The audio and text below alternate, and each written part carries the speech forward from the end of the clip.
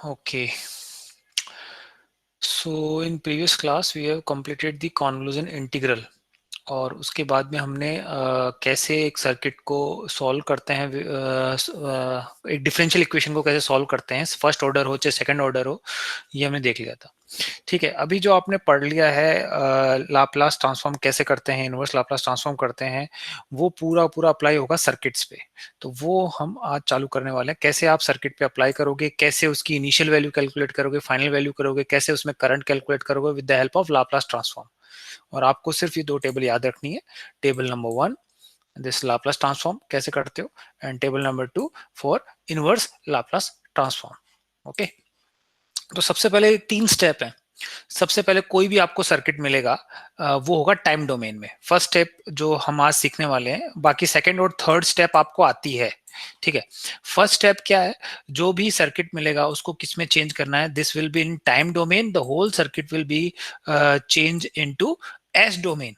Okay, S domain कैसे, with the help of Laplace. Okay, time domain को हम S domain में change करेंगे। ठीक है, अब उसके बाद में आपको क्या करना है, सीधी सी बात है, केवीएल और केसीएल लगाना है किसके अंदर, लाप्लास, इसमें एस डोमेन के अंदर।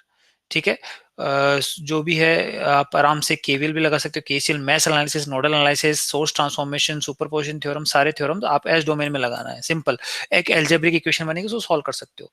फिर इसको हमें किस में चेंज करना है, बेसिकली वापस टाइम डोमेन में चेंज करना। मुझे आंसर, क्योंकि क्वेश्चन मुझे टाइम डोमेन में पूछा है, तो फिर उसके बाद में अब उसको वापस एस डोमेन को हमें किस में चेंज करना पड़ेगा, टाइम डोमेन के अंदर। ओके, सो हमें उससे क्या लेना पड़ेगा, इनवर्स लाप्लास ट्रांसफॉर्म। तो ये 3 स्टेप आपको याद रखनी है। ठीक है, तो अब जो याद रखने वाली चीज है,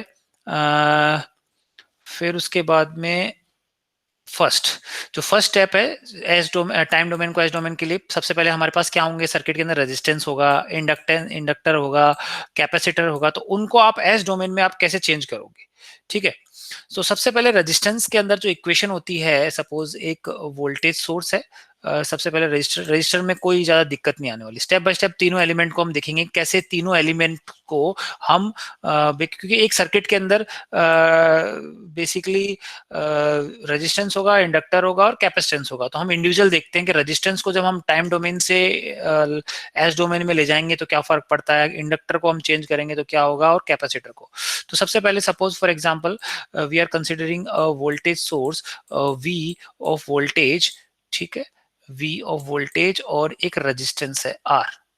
ओके, ये है अभी किसके अंदर फॉर्म में, टाइम डोमेन के अंदर। ओके, और ये करंट फ्लो कर रहा है, that is in time domain. अब मुझे इस पूरे सर्किट को किसमें चेंज करना है, बेसिकली एस डोमेन में। तो सिंपल जो वी ऑफ टी है और रेजिस्टेंस ये रहेगा। ठीक है, आई टी क्या बन जाएगा, आई ऑफ एस बन जाएगा। और ये जो रेजिस्टेंस है, ये टाइम पे और एस डोमेन में और टाइम डोमेन में सेम ही रहता है, तो ये आर ही रहेगा। ठीक है, तो देखो ये equation v is equal to I R आप जानते हो, v of t is equal to I T into R. अब अगर इसको इक्वेशन को मैं लाप्लास, सॉरी, एस डोमेन में लिख लूंगा तो क्या आएगी, देखो सेम, वी टी का वी एस हो गया लाप्लास ट्रांसफॉर्म, आई टी का आई एस हो गया, और आर एज इट इज। तो रेजिस्टेंस में कोई फर्क नहीं पड़ता। तो जब सर्किट के अंदर टाइम डोमेन के अंदर जो रेजिस्टेंस है वो ही एस डोमेन में रेजिस्टेंस रहेगा। जैसे 5 ओम है तो उधर भी क्या रहेगा, 5 ओम। बस, तो रेजिस्टेंस में कोई दिक्कत ही नहीं है। ठीक है, नाउ नेक्स्ट बात करते हैं अब इंडक्टर की। ओके, अब अगर सपोज एक इंडक्टर है, okay, this is the voltage v of t और करंट फ्लो कर रहा है। ये हमेशा पैसिव कन्वेंशन याद रखना, प्लस माइनस, ये अंदर एंटर कर रहा है, दिस इज माय प्लस। ये एक इंडक्टर है, ये किसमें, आपकी टाइम डोमेन में। और इसके अंदर अगर हम लिखें, इक्वेशन लिखेंगे तो v is equal to L D by D T, आप पढ़ चुके हो, देखो ये रहा, V T is equal to L D by D T, ये इक्वेशन है। अब इस इक्वेशन को मुझे किस में चेंज करना है, एस डोमेन में। तो एस डोमेन के लिए आप क्या करते हो, लाप्लास ट्रांसफॉर्म लेते हो। तो लाप्लास ट्रांसफॉर्म लोगे तो v ऑफ t का लाप्लास ट्रांसफॉर्म क्या होता है, v ऑफ s, ये रहा।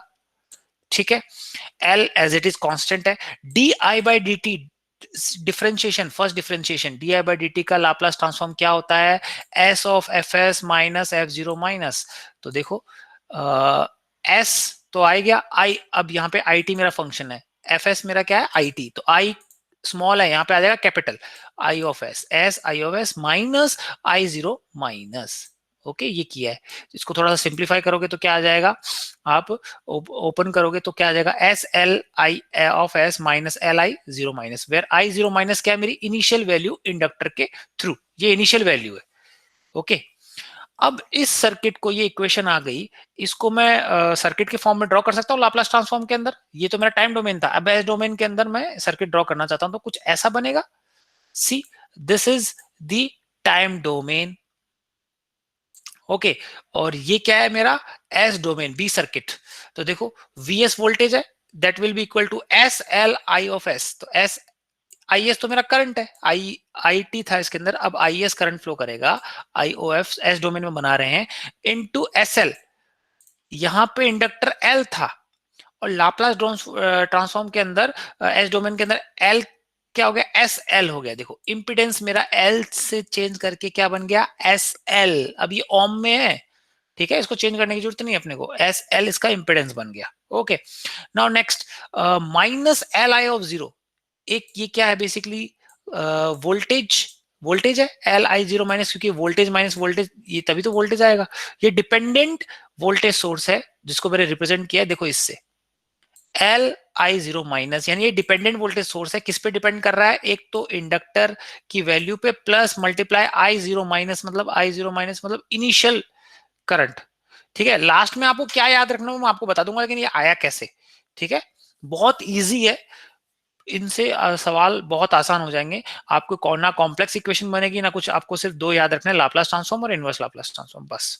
जो आपने सेकंड और थर्ड यूनिट में, सॉरी थर्ड यूनिट के अंदर हमने पढ़ा था, फर्स्ट ऑर्डर और सेकंड ऑर्डर, वो पूरे के पूरे सारे सवाल इस चीज से सॉल्व हो जाते हैं, लाप्लास और इनवर्स लाप्लास से। ओके, ये तो एक सर्किट हुआ। इसको मैं basically, let me rub this, ये तो वोल्टेज के फॉर्म में हो गया। इस सर्किट को मैं करंट सोर्स के फॉर्म में भी तो कर सकता हूं, बाय करंट डिवीजन, सॉरी आपका सोर्स ट्रांसफॉर्मेशन। अगर सोर्स ट्रांसफॉर्मेशन करता तो ऐसा आ जाएगा, वीएस तो एज इट इज रहा, ये इंपिडेंस है जेड, इसको पैरेलल में आ जाएगा, देखो पैरेलल में आ गया, और ये वोल्टेज सोर्स केस में चेंज हो जाएगी करंट सोर्स में, तो नीचे करंट का डायरेक्शन नीचे है क्योंकि इधर करंट फ्लो करेगा, उसकी वैल्यू क्या होगी, this voltage divided by this impedance, L से एल कैंसिल, तो आई जीरो माइनस अपॉन एस हो जाएगा ये रहा। तो आपको तो सिर्फ एक सर्किट याद रखना है, कौन सा, ये वाला। जब भी ऐसा दे रखा होगा सर्किट में, उसको किस में चेंज कर दो, एस डोमेन में, बिना सोचे समझे दिस, वीटी वीएस हो जाएगा, आईटी आईएस हो जाएगा, एल था वो एस एल हो जाएगा, और एक डिपेंडेंट वोल्टेज सोर्स ऐड हो जाएगी इसके सीरीज में। अब वो देखो इसमें बहुत लोग गलती करते हैं कि माइनस प्लस लूं या प्लस माइनस, तो हमेशा याद रखना जो करंट की डायरेक्शन है उसी डायरेक्शन में ऐड होगा, मतलब वोल्टेज सोर्स ऐसे लगेगी कि करंट इसी डायरेक्शन में फ्लो करवा रहा है। जैसे फॉर एग्जांपल, अगर आपने करंट कैसे फ्लो कर रहा है, आई ऑफ एस ऐसे फ्लो कर रहा है, ठीक है, अगर आपने इसको प्लस माइनस ऐसे लिख दिया तो ये करंट ऊपर फ्लो कराना चाहेगा, तो अपोजिट में नहीं, इसको सपोर्ट करेगा, ये ध्यान रखने वाली चीज है इंडक्टर के अंदर। ओके, डायरेक्शन में अक्सर गलती कर देते हैं, तो बस सिंपल याद रखना है, जब भी ऐसा कोई क्वेश्चन आए एस डोमेन में, सबसे पहली बात इंडक्टर को किससे रिप्लेस कर दो, एक एस एल और एक सीरीज में वोल्टेज सोर्स, और उसकी जो इम्पिडेंस होगी वो किस इसकी वैल्यू क्या होगी, एस एल, और जो डिपेंडेंट सोर्स होगा वोल्टेज सोर्स की वैल्यू क्या होगी, L I L of zero. यानी ये डिपेंड किस पे कर रहा है, एल आई जीरो माइनस किस पे डिपेंड कर रहा है, इनिशियल वैल्यू पे, वो हम निकाल लेंगे। ओके, तो ये तो बात हुई इंडक्टर की भाई। अब बात करते कैपेसिटर। सपोज कैपेसिटर दे रखा है एक, see this is the capacitor, V T दे रखा है, और आपका कैपेसिटर दे रखा है, और इसके अक्रॉस ये मैंने क्या माना है पहले, आई जीरो कहां से आया, I zero is the initial current flowing through that inductor. Okay, ऐसे ही मैंने कैपेसिटर को मान लिया कि इनिशियली वो चार्ज है, किस वोल्टेज से, वी ऑफ जीरो पे, ठीक है, इनिशियली वोल्टेज चार्ज है। अब इसको अगर जब एस डोमेन में आप चेंज करोगे या फिर इक्वेशन लिखोगे तो क्या होता है, अगर इस वाली की इक्वेशन को लिखोगे तो क्या आएगा, I is equal to C DV by D T, ये आप जानते हो। इसका लाप्लास ले लो, सिंपल, आई ऑफ एस हो जाएगा सी, और फिर से डीवी बाई डी टी को लाप्लास ट्रांसफॉर्म से कैसे सॉल्व करोगे, S of V S minus V zero minus C, और इसको रीअरेंज कर लिया। अब इसी को मैं रीड्रॉ कर रहा हूं और वो किस फॉर्म में आ जाएगी, ये फॉर्म में रीड्रॉ किया है, यानी एक इसके अंदर भी वोल्टेज सोर्स आ गए। देखो यहाँ पे भी एक वोल्टेज सोर्स थी और इसके अंदर भी वोल्टेज सोर्स आ गई। ठीक है, इसको सॉल्व किया, मतलब क्या हुआ, याद करने का तरीका, आपको सर्किट याद रखना है, इक्वेशन याद नहीं रखनी है। सर्किट आसान रहता है। जब भी कैपेसिटर आएगा, कैपेसिटर की जो इंपीडेंस है वो क्या हो जाएगा, 1/SC हो जाएगा, ये ध्यान रखना। कैपेसिटर में 1/SC होता है और इंडक्टर में अगर L है तो वो क्या हो जाता है, SL, लाप्लास ट्रांसफॉर्म में, और कैपेसिटर है तो 1/SC हो जाता है। ओके, दिस ये यहां से हमने सीखा। ओके, नाउ नेक्स्ट, फिर वोल्टेज सोर्स आएगी। वोल्टेज सोर्स की वैल्यू क्या होगी, वी, याद करो ये जो यहाँ पे वोल्टेज सोर्स थी कि इनिशियल वैल्यू पे डिपेंड कर रही थी, किसकी, इंडक्टर के करंट की। ऐसे ही यहाँ पे वोल्टेज सोर्स भी डिपेंडेंट वोल्टेज सोर्स है, लेकिन किसकी इनिशियल वैल्यू पे डिपेंड कर रही है, वोल्टेज की कैपेसिटर के अक्रॉस जो इनिशियल वोल्टेज थी, V0/S, ये आएगा। अब इस सर्किट को आप with the help of source transformation इसमें भी तो चेंज कर सकते हो, सिंपल, 1/SC पैरेलल में आ जाएगा एक इंपिडेंस, और इसकी वैल्यू क्या हो जाएगी, वोल्टेज अपॉन करंट। तो voltage upon sorry voltage upon impedance, voltage कितनी है, V0/S डिवाइडेड बाय 1/SC, तो एस से एस कैंसिल आउट, V0/C बचे, C इंटू V0 बचेगा, ये रहा। ओके, तो आप एक ही सर्किट याद रखिए, दूसरा अपने आप बन जाएगा, कोई दिक्कत नहीं। ठीक है, क्वेश्चन के अकॉर्डिंग हम इनको चेंज कर लेंगे। ओके, दिस समझ में आया। और ये V0 कहां से निकलेगा, वो सिंपल है, इनिशियल कंडीशन से, कोई दिक्कत नहीं है। तो बस अभी आपने क्या कंक्लूड किया, देखो ये इक्वेशंस है। अगर इनिशियल कंडीशंस ना हो तो, अगर सपोज इनिशियल कंडीशन ना हो, इनिशियल कंडीशन का मतलब इनिशियल करंट इसने कह दिया 0, तो ये तो हट जाएगा, शॉर्ट सर्किट आ जाएगा। तो एल किस में चेंज हो गया, SL में। सिमिलरली इनिशियल वोल्टेज भी 0 हो तो ये भी 0 हो जाएगा, मतलब शॉर्ट सर्किट वोल्टेज। तो कैपेसिटर किस में चेंज हो जाएगा, सिर्फ एक कैपेसिटर, उसकी वैल्यू होगी 1/SC। ठीक है, तो देखो रजिस्टर की value VS into IRS, inductor की value IS into SL, impedance, इसमें इंपिडेंस क्या हुआ, SL इंडक्टर का, और कैपेसिटेंस का इंपिडेंस क्या हुआ, एस डोमेन में 1/SC, ये रट लो चाहे। ओके, और रेजिस्टेंस का एज इट इज R, कोई चेंज नहीं होता। ओके, ये तब लिए जब मैंने इनिशियल कंडीशन 0 मानी है। तो ये इक्वेशंस जो हैं, ये इनिशियल कंडीशन मैंने 0 करके रखी है, मतलब बहुत सारे क्वेश्चन में इनिशियल कंडीशन 0 रहती है। तो देखो अब सर्किट किस में चेंज होगा, R डोमेन में एज इट इज, L था वो क्या बन जाएगा, SL, कैपेसिटर क्या बन जाएगा एस डोमेन में, 1/SC, ये रट लो। ओके, और बस इसमें तो कोई दिक्कत नहीं है, अगर इनिशियल कंडीशन इसमें दे रखी है तो क्या आ जाएगा, SL के सीरीज में एक वोल्टेज सोर्स आ जाएगा। देखो करंट का डायरेक्शन क्या है, इसी डायरेक्शन के अंदर, यानी माइनस प्लस, और इसकी वैल्यू क्या रहेगी, L इंटू I0 माइनस। ऐसे कैपेसिटर में एक वोल्टेज सोर्स जुड़ जाएगा। हाँ, वोल्टेज सोर्स अब याद रखना अपोजिट में जुड़ेगा, करंट सोर्स, करंट अंदर जा रहा है तो इसके प्लस माइनस उल्टा होगा। इंडक्टर के अंदर सपोर्ट करता है, कैपेसिटर में वोल्टेज सोर्स अपोजिट में जुड़ता है, ये ध्यान रखना है। ये इसमें अक्सर गलती करते हो। माइनस, इसकी वैल्यू क्या होगी, V किस पे डिपेंड होगी, V0 minus divided by S। Okay, इस डिवाइडेड बाय S आ रहा है, इसमें LI0 माइनस आ रहा है, बस ये ध्यान रखने की चीज है। तो देखो रेजिस्टेंस के अंदर इंपिडेंस आपके एस डोमेन में क्या होता है, R, ये SL हो जाता है, ये 1/SC हो जाता है, कोई दिक्कत ही नहीं। ठीक है, देखो यहाँ पे भी लिखा रखा रजिस्टर एस डोमेन में, इंडक्टर SL, और कैपेसिटर 1/SC। ठीक है, अब क्वेश्चन करते हैं डायरेक्ट, तब उससे आपको समझ में आएगा। ओके, बस ये दो चीजें याद रखनी है और कुछ याद नहीं रखा। जब भी आए इंडक्टर को आप सिंपल, फिर से इंडक्टर को किससे रिप्लेस करो, L है, इसको रिप्लेस कर दो एक SL की वैल्यू से, और एक साथ में इसकी सीरीज में एक वोल्टेज सोर्स लगा दो। अगर करंट का डायरेक्शन ऐसे है तो इसमें माइनस प्लस लगेगा, ठीक है, बट अगर करंट का डायरेक्शन अगर ऊपर दे रखा है तो ये प्लस माइनस हो जाएगा। ओके, सपोर्ट करेगा, और इसकी वैल्यू क्या होगी, L इंडक्टर की वैल्यू पे डिपेंड करेगा, plus into I0 minus IL, जो इंडक्टर के थ्रू करंट जा रहा है इनिशियली 0 पे। सिमिलरली जब भी आपको कैपेसिटर दे रखा हो, कैपेसिटर है सपोज, तो इसको हम, ये C है, इसको हम एस डोमेन में जो करेंगे तो क्या आएगा, कैपेसिटर, उसकी वैल्यू क्या हो जाएगी, 1/SC, ओके, एक वोल्टेज सोर्स जुड़ जाएगा। अब याद रखना प्लस माइनस वोल्टेज अगर ऐसा है तो इसके अंदर सीरीज में वोल्टेज ऐसा जुड़ेगा जो इसको अपोज करे, ये करंट किधर फ्लो करवाएगा, इधर, तो ये वोल्टेज सोर्स उल्टा फ्लो करवाएगा, तो ये प्लस माइनस ऐसे जुड़ेगा और इसकी वैल्यू किस पे डिपेंड करेगी, इनिशियल वोल्टेज पे डिवाइडेड बाय एस।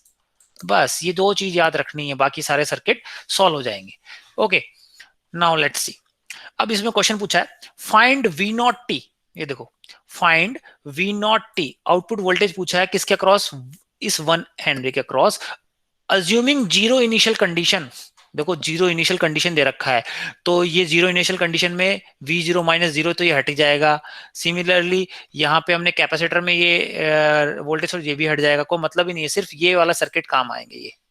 तो सबसे पहले मैं इसको या तो आप उससे सॉल्व करो, इन सबको चेंज करो, है ना। सबसे बेस्ट है ये पूरा जो सर्किट है इसका हम क्या लेंगे, एस डोमेन में चेंज करेंगे। किसको चेंज करेंगे, एस डोमेन में। तो करते हैं चलो।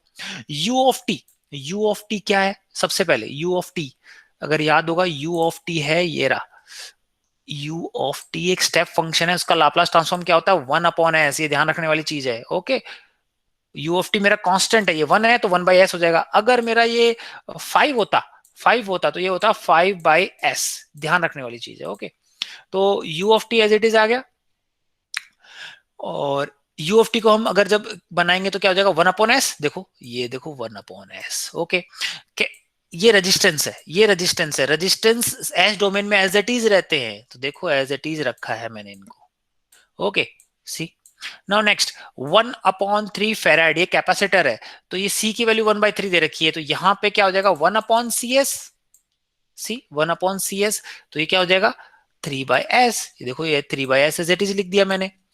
इन 1 हेनरी है, ये क्या हो जाएगा एस एल, यानी 1 L की वैल्यू एस, तो एस हो जाएगा सिंपल, देखो ये एस। तो ये मैंने पूरा का पूरा टाइम डोमेन से किस में चेंज कर दिया, एस डोमेन। पहली स्टेप ये अगर चेंज हो जाता है तो फिर तो कुछ बचा ही नहीं, अब आपको सिर्फ केवल केसीएल लगाना है, अब सिंपल सर्किट के रूल्स लगाने हैं। तो लगा लेते हैं, मुझे कैलकुलेट क्या करना है, वोल्टेज अक्रॉस दिस, तो अगर इसके अक्रॉस मुझे करंट आ जाएगा तो that will be equal to I into this impedance. ठीक है, सिंपल। तो इसके अंदर करंट निकालने के लिए आप एक केवीएल लगा लो, इसके अंदर केवीएल लगा लो, इसमें केवीएल नहीं लगाएंगे हम, इसमें लगाएंगे एस डोमेन वाले में। तो देखो आई, इसमें केवीएल एक, I2s, I1s लेंगे अब क्योंकि एस डोमेन में आ गया है। तो इसमें अगर केवीएल इक्वेशन लिखोगे तो क्या आएगा, -1/s 1+3/s। अब ये इंपिडेंस है, इसमें सोचने वाली चीज ही नहीं है, LdI/dt वगैरह सब आपने चेंज ही कर दिया, ये अब इंपिडेंस बन गई एज इट इज। इसलिए इसमें फर्स्ट ऑर्डर और first differentiation second order differentiation नहीं आएगा। ओके, सबसे अच्छी बात ये है, एक एल्जेब्रिक इक्वेशन ही बनेगी। तो ये बन जाएगा 1/s, देखो ये रहा 1+3/s into I1s -3/s I2s, simple एक इक्वेशन ये। दूसरी मैश एनालिसिस है, अब मैश एनालिसिस आप कर सकते हो आराम से, दूसरी इक्वेशन ये बन गई। यहाँ पे इसका फायदा ये हुआ कि ये मेरे एस डोमेन में ही बन गए। अब इससे I1 I2 की वैल्यू आ जाएगी, तो I1 I2 मुझे तो किसकी वैल्यू चाहिए, I2 की वैल्यू चाहिए, क्योंकि मुझे V0s चाहिए, V0t चाहिए, लेकिन V0s निकाल लेते हैं पहले। तो I2 की वैल्यू आ जाएगी, देखो ये आ गई, I2 की वैल्यू ये आ गई। ओके, अब मुझे कैलकुलेट क्या करना है, V0, तो V0s will be equal to, इसमें करंट कितना जा रहा है I2 इनटू इंपिडेंस, इंपिडेंस किसकी कितनी है S, बस। ओके, अगर अगर ये टाइम डोमेन में होता तो आप V0 t कैसे निकालते, अगर करंट आता I, तो I into L D I, sorry V0 will be equal to L di/dt, differential equation, यहाँ पे डिफरेंशियल इक्वेशन मैंने हटा दी क्योंकि ये पूरा का पूरा एल्जेब्रिक इंपिडेंस Z में चेंज हो गया है। ओके, इसकी वैल्यू Z की 1 है, 5 है, इसकी Z3 की वैल्यू 3/s है, Z4 की वैल्यू S है। तो V0s क्या हो जाएगा, I2 इज इंटू S।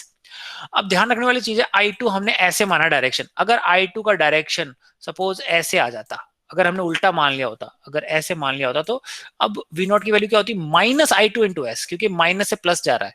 ये सारे कन्वेंशन मैं फर्स्ट बेसिक्स में सिखा चुका हूं, ये आप गलती करते हो, इसलिए बार बार मैं आपको बता रहा हूं। ओके, नाउ सी I2 आ गया, अब इसको S से मल्टीप्लाई करोगे तो V नॉट एस आ जाएगा। तो मेरे पास इक्वेशन बन गई ये। अब बट मेरे को V नॉट टी चाहिए, मुझे इसका क्या करना पड़ेगा, इनवर्स लाप्लास लेने के लिए मुझे इसको रीअरेंज करना पड़ेगा। जब भी ये स्क्वायर वाली टर्म आए, मतलब जो इसका इनवर्स लाप्लास क्या हो सकता है, साइन हो सकता है या कॉस होता है, क्योंकि उसी के अंदर एस स्क्वायर आता है। यानी मुझे जो भी इक्वेशन है उसको इस फॉर्म में चेंज करनी है, इसलिए आपको ये याद रखना जरूरी है। ठीक है, एस स्क्वायर ओमेगा। तो देखो इस नीचे वाली इक्वेशन को मैंने कुछ नहीं किया, इसको पहले इसमें चेंज किया स्क्वायर में, परफेक्ट स्क्वायर में, एस प्लस 4 का होल स्क्वायर प्लस √2 का होल स्क्वायर। अब ये ओमेगा है तो ऊपर भी क्या आना चाहिए, ओमेगा आना चाहिए। ऊपर तो एस है नहीं, अगर ऊपर भी एस होता तो मैं किस में चेंज करने की कोशिश करता, इसको कॉस वाले में, क्योंकि ऊपर, लेकिन नीचे ऊपर ऊपर कांस्टेंट है, नीचे भी कांस्टेंट है, तो साइन वाले में आएगा। जो वैल्यू ओमेगा की है ऊपर ऊपर आना चाहिए। तो ये √2 आ चुका, यानी इसको मैंने चेंज कर दिया किसके अंदर, ये 3 तो साइड में पड़ा रहा, देखो ये 3 साइड में पड़ा रहा, इसको मैंने किस में चेंज कर दिया, एस प्लस 4 ऑल दिस। ठीक है, अब ये √2 ऊपर आना चाहिए, तो √2 को मैंने ऊपर मल्टीप्लाई कर दिया, डिवाइड भी कर दिया।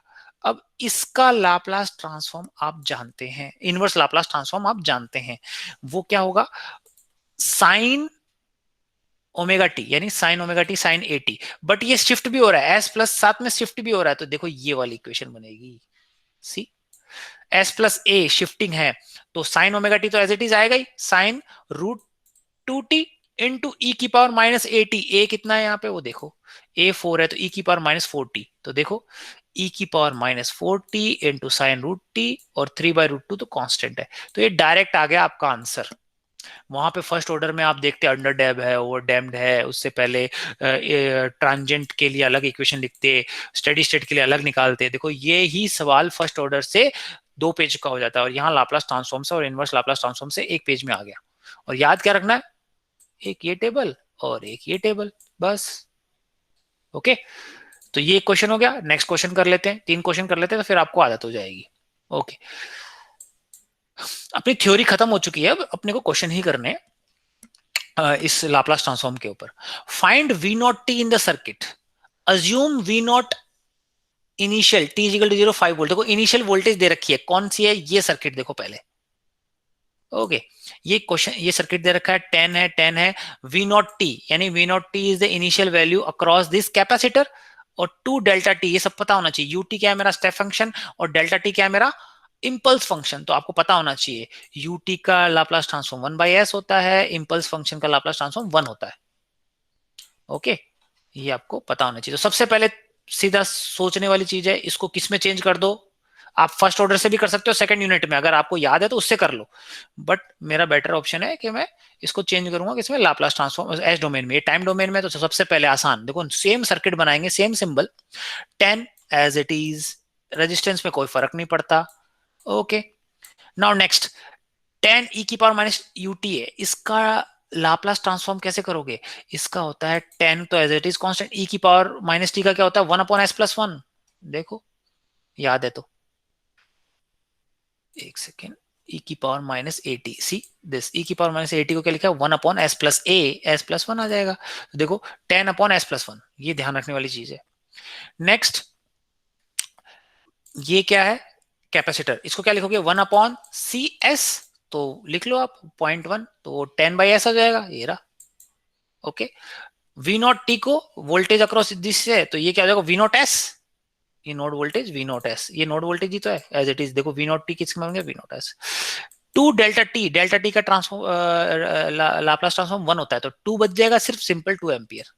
तो ये पूरा का सर्किट यहाँ एक बार आपने इसमें चेंज कर लिया, फिर तो कुछ बचा ही नहीं। अब तो आप केवीएल केसीएल लगा के, मैश एनालिसिस, नोडल एनालिसिस लगा के आप कैलकुलेट करना है। मुझे कैलकुलेट क्या करना है भाई, वी नॉट टी करना है, V naught T is the voltage across this, और इसके अक्रॉस इनिशियल वोल्टेज भी दे रखी है कितनी 5 वोल्ट, वो देखेंगे। ठीक है, वी नॉट एस दे रखा है, तो अब यहाँ पे मैं क्या लगा रहा हूं, नोडल एनालिसिस लगा रहा हूं।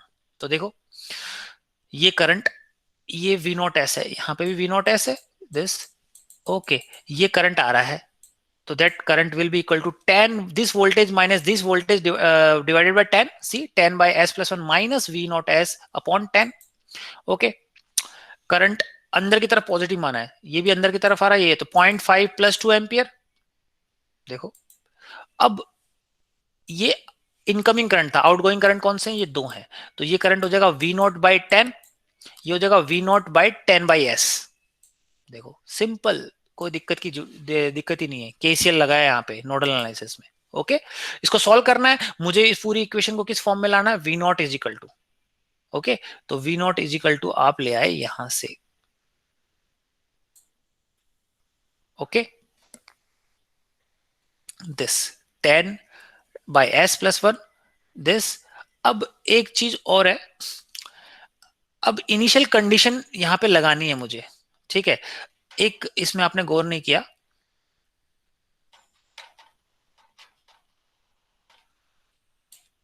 इनिशियल कंडीशन कहां लगाई, ये देखो, 1 सेकेंड, हाँ, देखो, जब भी आप इनिशियल कंडीशन, इनमें तो कोई दिक्कत नहीं, कैपेसिटर में इनिशियल कंडीशन दे रखी, तो आप क्या करते थे, इस कैपेसिटर को किससे रिप्लेस करते थे, एक कैपेसिटर, या फिर इसके सीरीज में इसकी वैल्यू कितनी हो जाएगी 10/s, और इसके सीरीज में प्लस माइनस करके एक वोल्टेज सोर्स, और उसकी वैल्यू क्या होती थी, VC0 minus divided by S, अगर याद हो तो।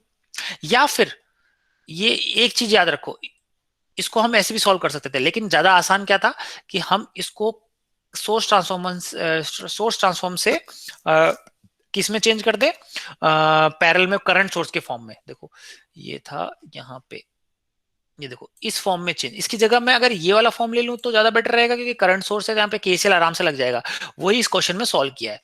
आप लेने को ये भी ले सकते थे, तो ये क्या बन जाएगा 10/s, एक तो ये, और इसके पैरेलल में एक करंट सोर्स आ जाएगा, उसका डायरेक्शन माइनस प्लस है, ऊपर की तरफ अगर करंट है तो इसका भी डायरेक्शन ऊपर की तरफ आएगा, और इसकी वैल्यू क्या आएगी मुझे बताओ, इसकी वैल्यू होगी, आप इससे भी निकाल सकते हो, अगर ये याद रखना चाहोगे तो वो क्या आएगी, this voltage divided by this impedance, तो वो हो जाएगी आपकी या फिर ये याद रख लो आप, अगर ये याद रखना चाहते हो, कौन सी, दिस C इंटू V0, तो C की वैल्यू कितनी है भाई, C की वैल्यू है 0.1 इंटू, ओके, V0 कितना है 5, तो ये करंट सोर्स कितना बन जाएगा 0.5, तो देखो ये 0.5 यहां से आया है, मैंने पूरे इनिशियल कंडीशन को, इस कैपेसिटर को, ये इतने कैपेसिटर को किससे रिप्लेस किया है, इससे, ओके, इसको आप किससे भी रिप्लेस कर सकते थे, इससे भी रिप्लेस कर सकते थे, ठीक है, आपकी मर्जी, जिसमें आपको आसान लगे सॉल्व करने में,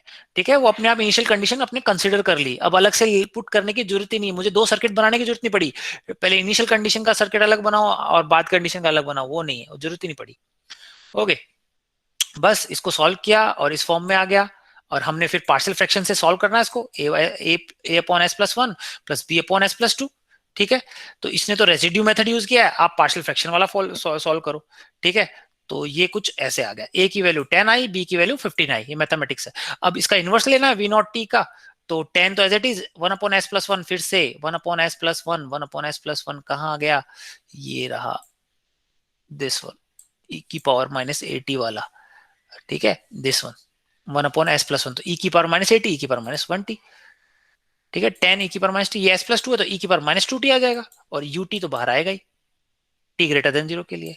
देखो आंसर कितना सिंपल है, यही क्वेश्चन हम अगर उससे फर्स्ट ऑर्डर से करते तो बहुत 2-3 पेज भर जाते, इनिशियल वैल्यू, इनिशियल सर्किट अलग बनाओ और स्टेडी स्टेट सर्किट अलग बनाओ, ओके, ठीक है, एक क्वेश्चन और कर लेते हैं, इंडक्टर पे कर लेते हैं, ठीक है, ऐसा क्वेश्चन किया था हमने फर्स्ट ऑर्डर के अंदर, सेकंड थर्ड यूनिट के अंदर, ठीक है, ये क्वेश्चन है, in the circuit of figure A, the switch moves from position A to position B, position A पे था पहले, ठीक है, बाद में किस पे मूव कर गया, पोजिशन B पे, ठीक है, at T find I T four T greater than 0, यानी ये सर्किट A था और बाद में क्या बन गया, ये सोर्स हटा दी तो ये इस पे रह गया, तो हमें लाप्लास ट्रांसफॉर्म किसका बनाना है, बाद वाले सर्किट का, जब ये B पे मूव कर जाए, ओके, तो सबसे पहले हमें लाप्लास ट्रांसफॉर्म बनाना है, तो लाप्लास ट्रांसफॉर्म में सबसे पहले हमें पास क्या क्या क्या होना चाहिए, रेजिस्टेंस है, रेजिस्टेंस एज इट इज आ जाएगा, ये इस पे चला जाएगा, ये तो हट ही जाएगा, ठीक है, और इंडक्टर है, इंडक्टर को किससे रिप्लेस करोगे, याद करो, इंडक्टर रिप्लेस होगा एस एल से, और साथ में एक वोल्टेज सोर्स से, ठीक है, अब वो वोल्टेज सोर्स का डायरेक्शन -+1, देखो करंट का डायरेक्शन इसमें माइनस प्लस, आई नीचे की तरफ है, तो नीचे की तरफ के लिए माइनस प्लस ऐसा होना चाहिए ताकि करंट सोर्स, ये वोल्टेज सोर्स भी नीचे फ्लो कर रहा है, इसकी वैल्यू क्या होती थी, इसकी वैल्यू होती थी L into I0 minus, okay, अब I0 माइनस निकालनी है, अब आपने इंडक्टर में याद होगा, आपने पढ़ा था कि I0 minus is equal to I0 plus, ये होती थी करंट और वोल्टेज का कैपेसिटर का V0 minus is equal to V0 plus, ये हम पढ़ चुके हैं। ठीक है, तो I0 माइनस कहां से आएगी, जब t लेस देन 0 पे मेरा सर्किट था, तो t लेस देन 0 पे सर्किट कहां कनेक्टेड था, A पे, ये तो था ही नहीं। तो मुझे बताओ इंडक्टर के अक्रॉस करंट कितना फ्लो कर रहा था, I0 माइनस, मतलब I नॉट फ्लो कर रहा था। तो I0 माइनस की वैल्यू कितनी दे रखी है, I नॉट, क्वेश्चन में दे रखी है बस। तो I0 माइनस की जगह I नॉट लिखो। तो ये पूरा पूरा देखो इस सर्किट में हमने चेंज किया है, तो देखो LSL और एक वोल्टेज सोर्स आ गई, उसकी वैल्यू क्या है, LI0, IL नॉट, और रेजिस्टेंस। और दूसरा V नॉट है, V not is constant, V not कुछ भी हो सकता है, 1 वोल्ट भी हो सकता है, ठीक है, V नॉट 2 वोल्ट भी हो सकता है। तो एक कांस्टेंट टर्म का UT, एक कांस्टेंट टर्म है, उसकी लाप्लास ट्रांसफॉर्म क्या होता है, 1/s होता है, ध्यान रखने वाली चीज है। तो V नॉट को हम क्या लिखेंगे, V naught by S. Okay, इसमें अक्सर गलती कर देते हैं। तो ये लाप्लास ट्रांसफॉर्म हो गया इस सर्किट का जब ये बी पे था। और इनिशियल ये ए वाला कहां से काम आया, मुझे इनिशियल वैल्यू चाहिए थी I0 माइनस वैल्यू कितनी आई, I नॉट। बस बस अब इसको सॉल्व करना, मुझे निकालना क्या है, फाइंड IT करंट निकालना है। तो बस सिंपल एक केवीएल लगा लो। तो ये केवीएल लगा के ये लिख लिया मैंने, आई नॉट टी मतलब IS निकालना है, IS को फॉर्म हमने इस फॉर्म में लिख दिया। ओके, बेसिकली हमने किसमें सेपरेट कर दिया, पार्शियल फ्रैक्शन से। और भी पार्शियल फ्रैक्शन करना है, इसको तो पार्शियल फ्रैक्शन करने की जरूरत नहीं है, ठीक है, क्योंकि S हमेशा किस फॉर्म में लाना है, 1/s प्लस ए समथिंग, ये वाले इस टेबल को देखो, S प्लस इस फॉर्म में ले आओ, नीचे ये इस फॉर्म में ले आओ, या इस फॉर्म में लाओ, ठीक है, तभी। तो नीचे S/R इसको रीअरेंज करके इस फॉर्म में लाए, प्लस अब इसको पार्शियल फ्रैक्शन करना पड़ेगा क्योंकि S इंटू एस है। तो इसको फिर से मैंने पार्शियल फ्रैक्शन किया, तो वो कुछ ऐसा आ गया, V नॉट बाई एल, जो भी है आपका पार्शियल फ्रैक्शन करके फाइनल जो आया, ये आप कर लेना, मैथमेटिक्स इन्वॉल्व है। तो आई नॉट S/R, ये तीनों अलग अलग सेपरेट हो गई। तो अब इसका मुझे क्या करना है, इनवर्स लाप्लास ट्रांसफॉर्म लेना है। तो सबसे पहले आई नॉट तो कांस्टेंट एज इट इज रहेगा, 1 प्लस S प्लस R/L तो कांस्टेंट है, S प्लस A मान लो, इसकी वैल्यू क्या होगी, e⁻⁻AT। A की वैल्यू कितनी है, R/L, तो e⁻⁻R/LT। देखो इसने टाउ ले लिया, टी ले लिया, टाउ ले लिया, और टाउ की वैल्यू क्या रखी है इसने, R/L। कंफ्यूज मत हो जाना। ओके, ये आ गया। नेक्स्ट इसका हो गया, इसका 1/s का लाप्लास ट्रांसफॉर्म, 1/s का UT कुछ नहीं, 1, तो UT लिख दिया हमने एज इट इज। ओके, इसका 1/s का कितना बन जाएगा, V नॉट R बचेगा, सिर्फ V not R। Okay, now फिर उसके बाद में हमें क्या करना है, इसका इसका लिखना है, देखो V नॉट R ये लिख दिया। इसका क्या आएगा, V naught by R as it is constant है बाहर, और इसका क्या आएगा, फिर से e⁻⁻R/L/T।